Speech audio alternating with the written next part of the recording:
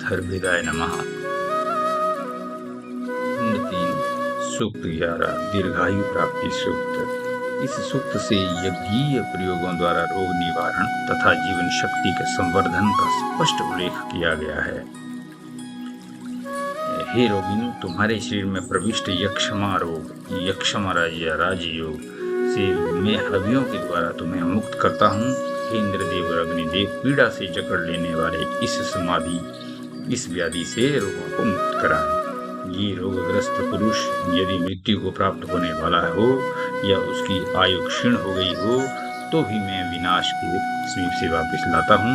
इसे 100 वर्ष की पूर्ण आयु तक के लिए सुरक्षित करता हूँ। सहस्र नेत्र तथा शतवीर्य एवं शतायुक्त भविष्य से मैं इसे आरोग्य को उभारा है ताकि ये संसार के सभी दुरितों पाप दुष्कर्मों से पार हो सके। इंद्रदेव से 100 वर्ष से भी अधिक आयु प्रदान करें।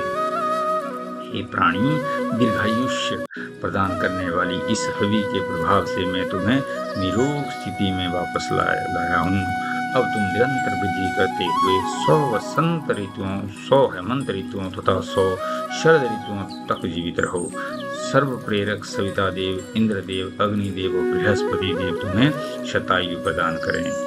हे प्राण और अपान, जैसे भार बहन करने वाले बैल अपने गोष्ठ में प्रवेश करते हैं, वैसे आप क्षयग्रस्त से रोगी के शरीर में प्रवेश करें। मनुष्य गुण मृत्यु के कारण रूप जिन सैकड़ों रोगों का वर्णन करते हैं वे सभी दूर हो जाएं। हे प्राण और अपान, आप दोनों इस शरीर में विद्यमान रहें। आप अकाल में भी इस शरीर का त्याग न करें। इस रोगी के शरीर तथा उसके अवयवों को वृद्धावस्था तक धारण करें। हे मनुष्य, हम आपको वृद्धावस्था तक जीवित रहने योग्य बनाते हैं और वृद्धावस्था तक रोगों से आपकी सुरक्षा करते हैं। वृद्धावस्था आपके लिए कल्याणकारी हो, यानी मनुष्य मृत्यु के कारण जिन रोगों के विषय में कहता है वे समस्त रोग आपसे दूर हो जाएं। जैसे गौ या बैल को रस्सी द्वारा बांधा जाता है, जैसे वृद्धावस्था वैसे वृद्धावस्था ने आपको बांध लिया है। जिस मृत्यु ने आपको पैदा होते ही अपने पाश द्वारा बांध रखा, उस पाश को बृहस्पति देव ब्रह्मा के अनुग्रह से मुक्त कराएं। सूक्त 12 शाला निर्माण सूक्त। इस सूक्त के ऋषि ब्रह्मा रचयिता हैं तथा देवता शाला एवं वास्तोत्पत्ति हैं। शाला भवन के निर्माण, निर्वाह साधनों तथा उपयोग आदि का उल्लेख उस सूक्त में है। शाला का अर्थ व्यापक प्रतीत होता है। रहने का भवन, यज्ञशाला, जीव आवासम देह, विश्व आवास आदि के संदर्भ में मंत्रार्थों को समझा जा सकता है। मंत्रार्थ सामान्य शाला या यज्ञशाला के संदर्भ में ही किए गए हैं। कुछ मंत्र व्यापक अर्थों में ही है अधिक सटीक बैठते हैं। विशिष्ट संदर्भों में संक्षिप्त टिप्पणियां आवश्यकतानुसार प्रस्तुत कर दी गई हैं। हम इसी स्थान पर सुदृढ़ शाला को बनाते हैं। वह शाला घृत आदि सार तत्वों का चिंतन करती हुई हमारे कल्याण के लिए स्थित रहे। हे शाले, हम सब वीर आपके चारों ओर अनिष्टों से मुक्त होकर तथा श्रेष्ठ संतानों से संपन्न होकर विद्यमान हों। आप यहाँ अश्ववती घोड़ों या शक्ति से युक्त, गोमती गौ तथा पोषण पदार्थों से युक्त तथा श्रेष्ठ वाणी अभिव्यक्ति से युक्त होकर दृढ़ता पूर्वक रहें। ऊर्जा या अन्न युक्त, घृत युक्त तथा पयो युक्त सभी पोषक तत्वों से युक्त होकर महान सौभाग्य प्रदान करने के लिए उन्नत स्थान पर स्थिर रहें। हे शाले, आप भोग साधनों के से संपन्न तथा विशाल छत वाली हैं। आप पवित्र धान्यों के अक्षय भंडार वाली हैं। आपके अंदर बच्चे तथा बछड़े आएं और दूध देने वाली गोवन भी सायंकाल की भी पधारें। निर्माण करने की विधि को जानने वाले सविता देव, वायुदेव, इंद्रदेव तथा बृहस्पति देव इस शाला को विनिर्मित करें। मरुदगण भी जल तथा घृत के द्वारा इसका सिंचन करें। इसके बाद भग देवता इसे कृषि द्वारा आदि क्रियाओं द्वारा सुव्यवस्थित बनाएं। सम्माननीय वास्तुपति की पत्नी रूप हे शाले, आप धान्यों का पालन करने वाली हैं। सृष्टि के प्रारंभ में प्राणियों को हर्ष प्रदान करने, उनकी सुरक्षा करने तथा उनके उपभोग के लिए देवताओं ने आपका सृजन किया है। आप तृणों के वस्त्र वाली श्रेष्ठ मन वाली हैं। आप में पुत्रों से युक्त ऐश्वर्य प्रदान करें। शाला के वस्त्र तृणों के हैं तथा मन श्रेष्ठ। सामान्यतः तृण वस्त्र सादगी के प्रतीक व श्रेष्ठ मन शुभ संकल्पों का द्योतक है। व्यापक अर्थों में पृथ्वी रूप शाला श्रेष्ठ मन वाली है, इसलिए तृण उत्पन्न करती रहती है ताकि प्राणियों का निर्वाह हो सके। हे वंश तथा ध्वांस आप अवध्य रूप से शाला के बीच स्तंभ रूप में स्थिर रहते हैं और उग्र बनकर प्रकाशित होते हुए विकारों रिपुओं को दूर करते हैं। ये शाले आपके अंदर निवास करने वाले हिंसित न हो और इच्छित संतानों से संपन्न होकर शतायु को प्राप्त करें। इस शाला में तरुण बालक और गमनशील गौओं के साथ उनके बछड़े आए हैं। इसमें मधुर रस से परिपूर्ण घड़े और दधी से भरे हुए कलश भी आए हैं। हे स्त्री, नारी अथवा प्रकृति, आप इस घट को अमृतोत्पम मधुर रस तथा घृत धारा से भरली प्रकार भरें। पीने वालों को अमृत से तृप्त करें। इष्ट आवश्यकताओं की आपूर्ति इस शाला को सुरक्षित रखती है। हम स्वयं रोग रहित तथा रोग विनाशक जल को अनश्वर अग्निदेव के साथ घर में स्थिर करें। घर में रोगनाशक जल तथा अग्नि का निवास आवश्यक है। शाला के व्यापक अर्थों के में जीवन रस तथा अनश्वर ऊर्जा के सतत प्रवाह का भाव बनता है। सुक्त 13 आपो देवता सुक्त। हे सरिता हो, आप भली प्रकार से सदैव गतिशील रहने वाली हैं। मेघों के ताड़ित होने के बाद आप जो कल कल ध्वनि नाद कर रही हैं, इसलिए आपका नाम नदी पड़ा। वे नाम आपके अनुरूप ही है। जब आप वरुण देव द्वारा प्रेरित होकर शीघ्र ही मिलकर नाचती हुई सी चलने लगती हैं, तब इंद्रदेव ने आपको प्राप्त किया। इसी आपनोत क्रिया के कारण आपका नाम आपहा पड़ा। आप बिना इच्छा के सदैव प्रभावित होने वाले हैं। इंद्रदेव ने अपने बल के द्वारा आपका वर्ण किया है, इसलिए हे देवनशील जल, आपका नाम भारी पड़ा। यथेच आवश्यकता अनुसार भिनने वाले जल तत्व एक श्रेष्ठ देवता आपके अधिष्ठाता हुए। देव संयोग से महान ऊर्ध्व श्वास ऊर्ध्व गति के कारण आपका नाम उदक हुआ। निश्चित रूप से जल कल्याणकारी है, घृत तेज प्रदायक है, उसे अग्नि और सोम पुष्ट करते हैं। वह जल मधुरता से पूर्ण तथा तृप्तिदायक तीव्र रस हमें प्राण तथा वर्चस्व के साथ प्राप्त हो।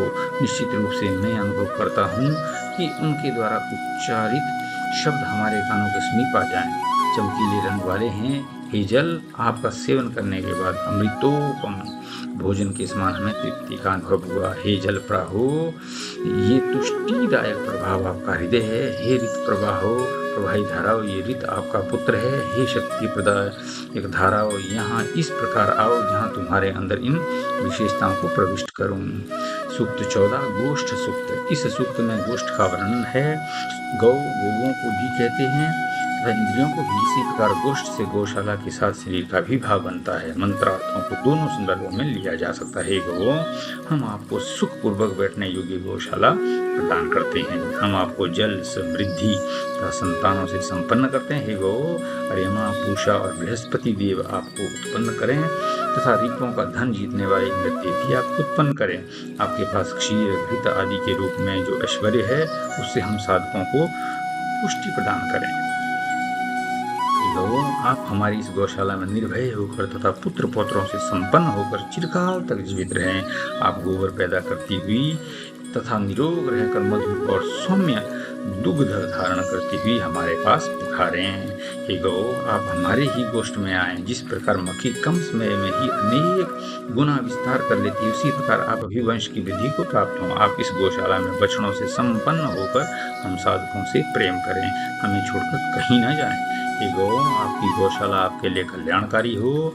शाही शाक प्राणी विशेष के सदृश परिवार का सीमित विस्तार करके समृद्ध हों तथा यहाँ पर रहकर पुत्र पौत्र आदि उत्पन्न करें। हम आपका सृजन करते हैं। हे गौ, आप मुझ गोपति के साथ एकत्रित रहें। ये गौशाला आपका पोषण करती हैं। बहुत संख्या वाली होती हुई आप चिरकाल तक जीवित रहें। आपके साथ हम भी दीर्घ आयु को प्राप्त करें। सूक्त 15 वाणिज्य सूक्त।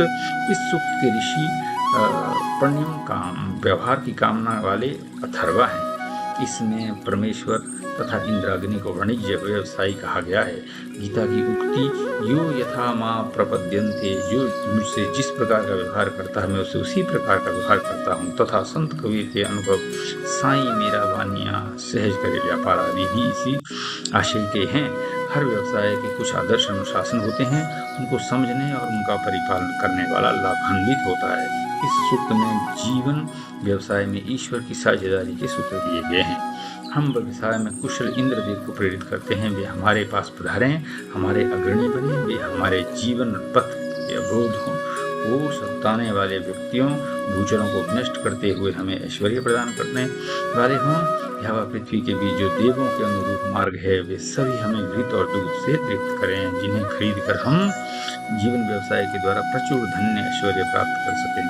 हे इंद्राग्नि, संकट से बचने तथा बल प्राप्ति की कामना से हम ईंधन एवं घृत सहित आपको हव्य प्रदान करते हैं। ये आहुतियां तब तक देंगे जब तक कि ब्रह्मा द्वारा प्रदत्त दिव्य बुद्धि की वंदना करते हुए हम सैकड़ों सिद्धियों पर अधिकार प्राप्त न कर लें।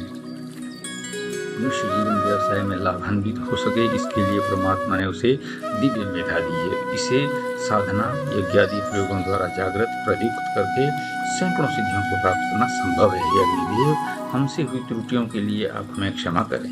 हम जिस मार्ग सुदूर पथ पर आ गए हैं, वहाँ वस्तुओं का क्रय विक्रय हमारे लिए शुभ हो, हमारा हर व्यापार हमें लाभ देने वाला हो। आप हमारे द्वारा समर्पित हव्यों को स्वीकार करें। आपकी कृपा से हमारा आचरण उन्नति और सुख देने वाला हो। हे देवगणों, आप लाभ के अवरोधक देवों को इस आहुति से संतुष्ट करके लौटा दें। हे देवताओं, लाभ की कामना करते हुए हम जिस धन से व्यापार करते हैं, आपकी कृपा से हमारा वह धन कम ना हो, बढ़ता ही रहे।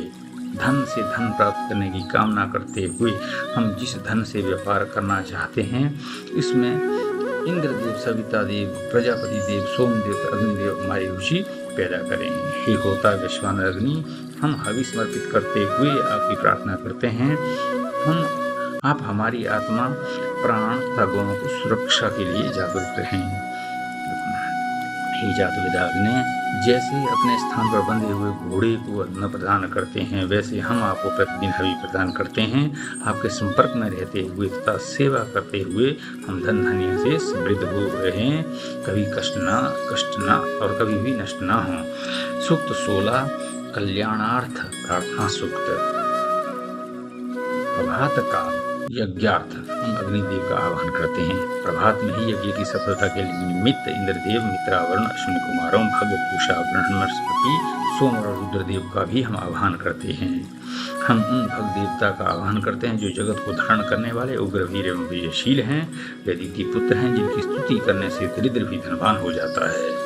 राजा भी उनसे धन की याचना करते हैं। हे भगवदेव, आप वास्तविक धन हैं, शाश्वत सत्य ही धन है। हे भगवदेव, आप हमारी स्तुति से प्रसन्न होकर इच्छित धन प्रदान करें। हे देव, हमें घोड़े, पुत्र आदि प्रदान कर श्रेष्ठ मानवों के समान समाज वाला बनाएं। हे देव, आपकी कृपा से हम भाग्यवान बने। दिन के प्रारंभ और मध्य में ही हम भाग्यवान रहें। हे धनवान भगदेवता, हम सूर्योदय के समस्त देवताओं का अनुग्रह प्राप्त करें।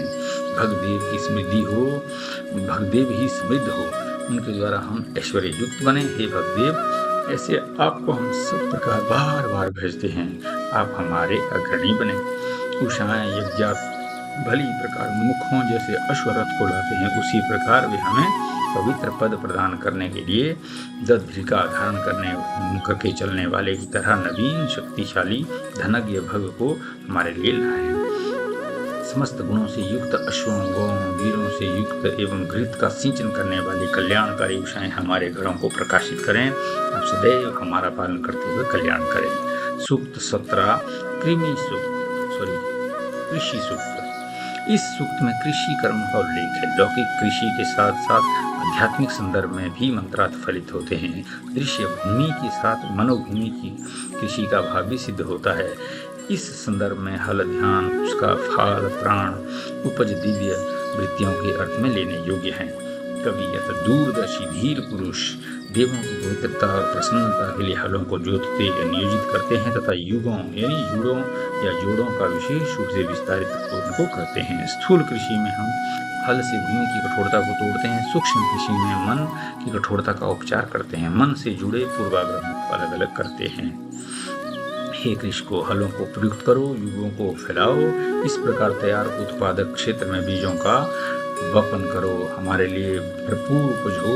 वे परिपक्व होकर काटने वाले उपकरणों के माध्यम से हमारे निकट आएं। जैसे कृषि की उपज पकने पर ही प्रयुक्त करने योग्य होती है, उसी प्रकार साधनाएं भी परिपक्व होने पर ही प्रयुक्त की जाने योग्य होती हैं। श्रेष्ठ फाल से युक्त अथवा वज्र की तरह कठोर सुगमता से चलने वाला सोम, अन्न या दिव्य सोम की प्रक्रिया को गुप्त रीति से संपादित करने वाला हल हमें पुष्ट गौ, गाय, भूमि या इंद्रियां आदि, अभी भीड़ या रक्षण सामर्थ्य, शीघ्र चलने वाले रथवाहन तथा नारी अथवा चेतना शक्ति प्रदान करें। इंद्रदेव कृषि योग्य भूमि को संभालें, उषादेव उसकी देखभाल करें तथा वह धरित्री श्रेष्ठ धान्य तथा जल से परिपूर्ण होकर हमारे लिए धान्य आदि का दोहन करे। हल के नीचे लगी हुई लोहे से निर्मित श्रेष्ठ फाले खेत को भली प्रकार से जोतें और किसान लोग बैलों के पीछे पीछे आराम से जाएं।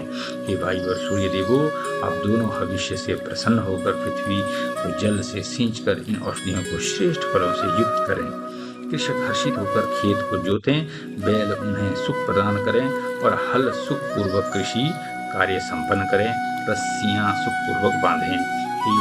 पुनः देवता, आप चाबुक को सुख के लिए ही चलाएं। हे वायु और सूर्य देव, आप हमारे कवि का सेवन करें। आकाश में निवास करने वाले जल देवता, वर्षा के द्वारा इस भूमि को सिंचित करें। हे सीते जुती हुई भूमि, हम आपको प्रणाम करते हैं। हे ऐश्वर्यशालिनी भूमि, आप हमारे लिए श्रेष्ठ मन वाली पर श्रेष्ठ फल प्रदान करने वाली होकर हमारे अनुकूल रहें।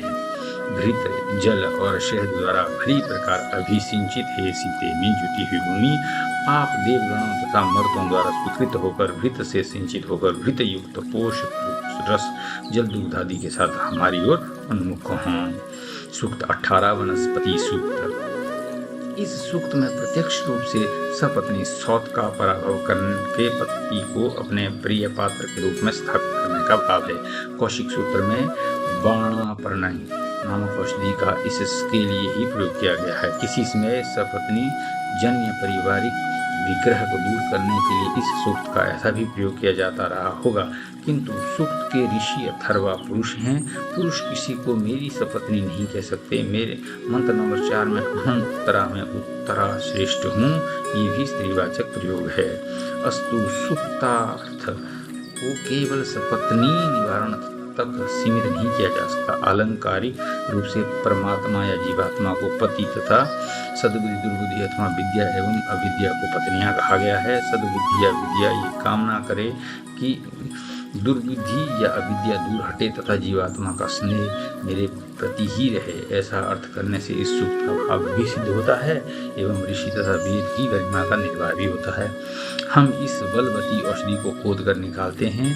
इससे सपत्नी दुर्बुद्धि को बाधित किया जाता है और स्वामी की असाधारण प्रकृति उपलब्ध की जाती है। वनस्पति औषधि भूमि से खोद कर निकाली जाती है तथा सद असद विवेक युक्त दिव्य प्रज्ञा को साधना द्वारा अंतःकरण की गहराई से प्रकट किया जाता है।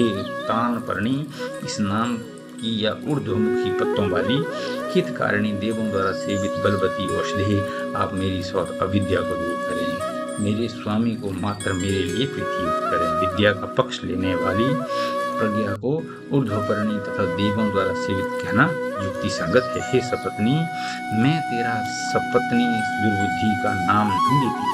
तू भी पति परमेश्वर जीवन के साथ सुख अनुभव नहीं करती। मैं अपनी सपत्नी को बहुत दूर भेज देना चाहती हूँ। हे अत्युत्तम औषधि, मैं श्रेष्ठ हूँ, श्रेष्ठों में भी अति श्रेष्ठ बनूं। हमारी सपत्नी अविद्या अधम है, वे अधम से अधम गति पाए। हे औषधि, मैं आपके सहयोग से सपत्नी को पराजित करने वाली हूँ। आप भी इस कार्य में समर्थ हैं। हम दोनों शक्ति संपन्न बनकर सपत्नी को शक्तिहीन करें। हे पतिदेव, मैं आपके समीप आपके चारों ओर इस विजयदायिनी औषधि को स्थापित करती हूँ। इस औषधि के प्रभाव से आपका मन हमारी ओर उसी प्रकार आकर्षित हो जाए जैसे गौ बछड़े की ओर दौड़ती है तथा जल नीचे की ओर प्रवाहित होता है। सूक्त 19 अजर क्षत्र सूक्त। पुरोहित की कामना है हमारा ब्राह्मणत्व तीक्ष्ण हो और तब उच्चारित ये मंत्र तेजस्वी हो। मंत्र के प्रभाव से हमारे बल एवं धीर्य में तेजस्विता आए। जिनके हम विजयी पुरोहित हैं उनका क्षात्रत्व अजर बने। हम आहुतियों द्वारा इस राष्ट्र को तेजस्वी तथा समृद्ध बनाते हैं। हम उनके बल, वीर्य तथा सैन्य शक्ति को भी तेजस्वी बनाते हैं। उसके रिपुओं की भुजाएं सामर्थ्य का छेदन करते हैं। जो हमारे धन संपन्नों तथा विद्वानों पर सैन्य सहित आक्रमण करें, वे रिपु पतित हो जाएं, अधोगति पाएं। हम मंत्र शक्ति के प्रभाव से रिपुओं की सेना को क्षीण करके अपने लोगों को उन्नत बनाते हैं। हम जिनके पुरोहित हैं वे फरसे से भी अधिक तीक्ष्ण हो जाएं, अग्नि से भी अधिक तेजस्वी हों, उनके हथियार इंद्रदेव के वज्र से भी अधिक तीक्ष्ण हों। हम अपने राष्ट्र को श्रेष्ठ वीरों से संपन्न करके समृद्ध करते हैं, इनके शस्त्रों को तेजस्वी बनाते हैं, इनका क्षात्र तेज क्षय रहित तथा विजयशील हो, समस्त देवता इनके ही चित्त को उत्साहित करें। हे ऐश्वर्यवान इंद्र, हमारे बलशाली दल का उत्साह बढ़े और विजयी वीरों का सिंहनाद हो। झंडा लेकर आक्रमण करने वाले वीरों का जय घोष चारों ओर फैले। इंद्रदेव की प्रमुखता में मरुदगण हमारी सेना के साथ चलें। हे वीरों, युद्ध भूमि की ओर बढ़ो, तुम्हारी बलिष्ठ भुजाएं तीक्ष्ण आयुधों से शत्रु सेना पर प्रहार करें। शक्तिशाली आयुधों को धारण करने से बलशाली भुजाओं के द्वारा आप बलहीन आयुधों वाले कमजोर शत्रुओं को नष्ट करें। युद्ध में मर्दगण आपकी सहायता के लिए साथ रहें एवं कृपा से आप युद्ध में विजयी बने। हे बाण, मंत्रों के प्रयोग से तीक्ष्ण किए हुए आप हमारे धनुष से छोड़े जाने पर शत्रु सेना का विनाश करें। शत्रु सेना में प्रवेश कर उनमें जो श्रेष्ठतम वीर हाथी घोड़े आदि उन्हें नष्ट करें। दूर होते हुए भी शत्रुओं का कोई भी वीर शेष न बचे। सूक्त 20 रई संवर्धन सूक्त। हे अग्निदेव, ये अरणि या यज्ञ वेदी आपकी उत्पत्ति का हेतु है, जिसके द्वारा प्रकट होकर शोभायमान होते हैं। अपने उस मूल को जानते हुए आप उस पर प्रतिष्ठित हों और हमारे धन को बढ़ाए। अग्निदेव, आप हमारे प्रति श्रेष्ठ भावों को रखकर इस यज्ञ में उपस्थित हों तथा हमारे लिखित कार्य उपदेश दें। हे प्रजापालक अग्निदेव, आप ऐश्वर्य दाता हैं, इसलिए हमें भी धन धने से परिपूर्ण करें। अर्यमा, भग और बृहस्पति देव हमें ऐश्वर्य से परिपूर्ण करें। समस्त देवगण तथा वाणी की अधिष्ठात्री सत्यप्रिया देवी सरस्वती हमें भरपूर संपदाएं प्रदान करें। हम अपने संरक्षण एवं पालन के लिए राजा सोम, अग्निदेव, आदित्यगण, विष्णु देव, सूर्य देव, प्रजापति ब्रह्मा और बृहस्पति देव को स्तोत्रों द्वारा आमंत्रित करते हैं। हे अग्निदेव, आप अन्य सभी अग्नियों के साथ पधार कर हमारे स्तोत्रों एवं यज्ञ की अभिवृद्धि करें। आप धन वैभव प्रदान करने के निमित्त यजमानों एवं दाताओं को भी प्रेरित करें। प्रशंसनीय इंद्रदेव एवं वायुदेव दोनों को हम इस यज्ञीय कर्म में आदरपूर्वक आमंत्रित करते हैं। सभी देवगण हमारे प्रति अनुकूल विचार रखते हुए हर्षित हों। सभी मनुष्य दान की भावना से प्रेरित हों, अतः हम आपका आह्वान करते हैं। स्तोताव, आप सब अर्यमा, बृहस्पति, इंद्र, वायु, विष्णु, सरस्वती, अन्न तथा बल प्रदायक सविता देव का आह्वान करें। सभी देव हमें ऐश्वर्य प्रदान करने के लिए पधारें। अन्न की उत्पत्ति के कारण भूत कर्म को हम शीघ्र ही प्राप्त करें। वृष्टि के द्वारा अन्न पैदा करने वाले वाज प्रसव देवता, हे मध्य में ये समस्त दृश्य जीव निवास करते हैं। ये कृपण व्यक्ति को दान देने के लिए प्रेरित करें तथा हमें वीर पुत्रों से युक्त महान ऐश्वर्य प्रदान करें। ये पूर्वी विस्तृत पृथ्वी तथा पांचों महादिशाएं हमें इच्छित प्रदान करें। इनके अनुग्रह से ही हम अपने मन और अंतःकरण के समस्त संकल्पों को पूर्ण कर सकें। गौ आदि समस्त प्रकार के ऐश्वर्यों को प्रदान करने वाली वाणी को हम उच्चारित करते हैं। हे वाग देवता, आप अपने तेज के द्वारा हमें प्रकाशित करें। वायुदेव सभी ओर से आकर हमें आवृत करें तथा त्वष्टा देव हमारे शरीर को पुष्ट करें। ओम अथर्ववेदाय नमः।